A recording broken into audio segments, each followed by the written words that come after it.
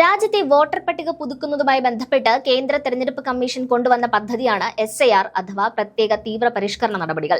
പദ്ധതി അവതരിപ്പിച്ചതു മുതൽ അപാകതകളും ആരോപണങ്ങളും നിരവധിയായി ഉയർന്നു വന്നിരുന്നു. വൈകാരികമായി വിഷയത്തെ സമീപിക്കുകയാണെങ്കിൽ പോലും പറയാൻ സാധിക്കുക ആളുകളുടെ ജീവൻ എടുക്കുന്ന നിലയിൽ വരെ കാര്യങ്ങളെ എത്തിച്ച ഒരു നടപടി എന്ന ഖ്യാതി വരെയാണ് SIR എത്തി നിൽക്കുന്നത്. 1960 രജിസ്ട്രേഷൻ ഓഫ് ഇലക്ട്രൽ റൂൾസ് പൂർണ്ണമായും ലംഘിച്ചുകൊണ്ട് തികച്ചും അശാസ്ത്രീയമായും ധൃതി പിടിച്ചുമാണ് ഈ നടപടികൾ മുന്നോട്ട് പോകുന്നതെന്ന ഒരു റിപ്പോർട്ട് ഇപ്പോൾ പുറത്തു വന്നിട്ടുണ്ട്. ഒരു സ്വതന്ത്ര ജൂറി പാനലാണ് ഈ റിപ്പോർട്ട് പുറത്തുവിട്ടിരിക്കുന്നത്. ഭാരത് ജോഡോ അഭിയാൻ, PUCL, NAPM എന്നീ സംഘടനകളുടെ നേതൃത്വത്തിൽ ഡൽഹിയിലെ കോൺസ്റ്റിറ്റ്യൂഷൻ ക്ലബ്ബിൽ നടന്ന ദേശീയ കൺവെൻഷനിലാണ് ജൂറി പാനൽ തയ്യാറാക്കിയ റിപ്പോർട്ട് സമർപ്പിക്കപ്പെട്ടത്.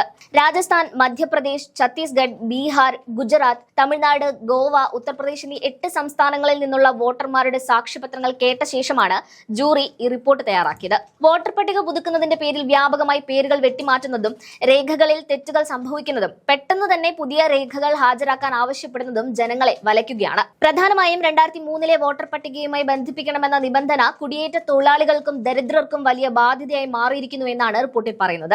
മതം, ജാതി, ലിംഗപദവി, താമസ സൗകര്യം എന്നിവയുടെ പേരിൽ വിവേചനപരമായ രീതിയിൽ ലിസ്റ്റിൽ നിന്ന് പേരുകൾ ബോധപൂർവ്വം നീക്കം ചെയ്യുന്നു എന്ന ഗൗരവകരമായ കണ്ടെത്തലാണ് റിപ്പോർട്ടിലുള്ളത്. ഉദാഹരണത്തിന് രാജസ്ഥാനിലും മധ്യപ്രദേശിലും തൊഴിലിനായി അയൽ സംസ്ഥാനങ്ങളിലേക്ക് പോയ ആയിരക്കണക്കിന് കർഷക തൊഴിലാളികളെ വോട്ടർ പട്ടികയിൽ നിന്ന് ഒഴിവാക്കിയെന്ന കണ്ടെത്തൽ റിപ്പോർട്ടിലുണ്ട്. 1950 ജനപ്രാതിനിധ്യ നിയമപ്രകാരം ഇവർക്ക് വോട്ടവകാശം ഉണ്ടായിട്ടും പരിശോധന സമയത്ത് വീട്ടിലില്ല എന്ന കാരണം പറഞ്ഞാണ് ഈ നടപടി. ഛത്തീസ്ഗഡിലെ ബസ്തർ മേഖലയിലെ സ്ഥിതി ഇതിലും ഭീകരമാണ്.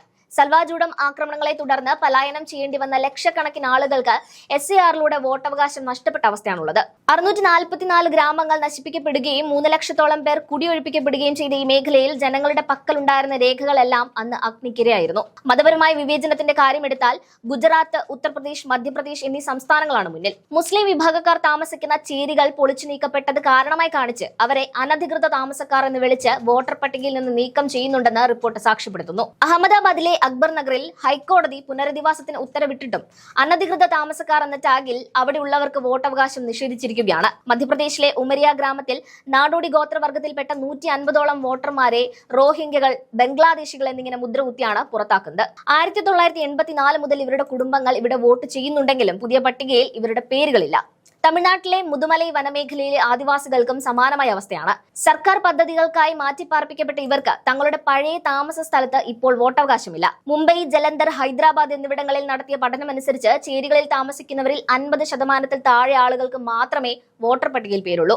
എന്നാൽ ഉയർന്ന സാമ്പത്തിക നിലവാരമുള്ള മേഖലകളിൽ ഇത് 74%. ഇത് ജനാധിപത്യം സാമ്പത്തികമായി വേർതിരിക്കപ്പെടുന്നതിന്റെ തെളിവാണെന്ന് റിപ്പോർട്ട് എടുത്തു പറയുന്നുണ്ട്. മറ്റൊരു വിചിത്രമായ വസ്തുത ജീവിച്ചിരിക്കുന്ന പൗരന്മാരെ മരണപ്പെട്ടവർ എന്ന് രേഖപ്പെടുത്തി പട്ടികയിൽ നിന്ന് നീക്കം ചെയ്യുന്നു എന്നതാണ്.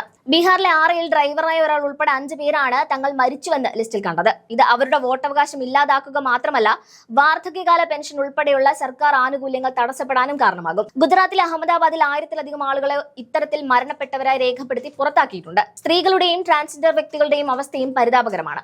വിവാഹിതരായ സ്ത്രീകൾക്ക് അവരുടെ ഭർത്താവിന്റെ വീട്ടിലെ മാതാപിതാക്കളെ ബന്ധുക്കളായി അംഗീകരിക്കാൻ കമ്മീഷൻ തയ്യാറാകാത്തത് വലിയൊരു വിഭാഗം സ്ത്രീകളും പട്ടികയിൽ നിന്ന് പുറത്താവാനുള്ള കാരണമായി ചൂണ്ടിക്കാട്ടപ്പെടുന്നു. കുടുംബങ്ങൾ പുറന്തള്ളിയ ട്രാൻസ്ജെൻഡർ വ്യക്തികൾക്ക് സ്ഥിരമായ താമസരേഖകൾ ഇല്ലാത്തതിനാൽ വോട്ടവകാശം ലഭ്യമല്ല. വോട്ടർ പട്ടികയിൽ നിന്ന് ഒരാളുടെ പേര് വെട്ടുമ്പോൾ അത് അവരുടെ മക്കളെയും ബാധിക്കുന്നു എന്ന കണ്ടെത്തലും റിപ്പോർട്ടിലുണ്ട്. കാരണം മാതാപിതാക്കളുടെ വിവരങ്ങൾ ഇല്ലാത്തതിനാൽ മക്കൾക്കും ലിസ്റ്റിൽ പേര് ചേർക്കാൻ കഴിയുന്നില്ല.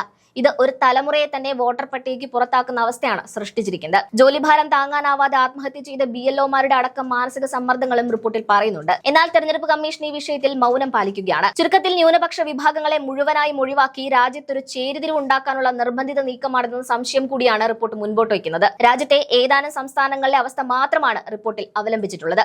റിപ്പോർട്ടിന് അംഗീകാരം കിട്ടുന്ന മുറയ്ക്ക് ജൂറി പാനൽ കോടതിയെ സമീപിക്കാനുള്ള സാധ്യതകളും തള്ളിക്കളയാനാവില്ല.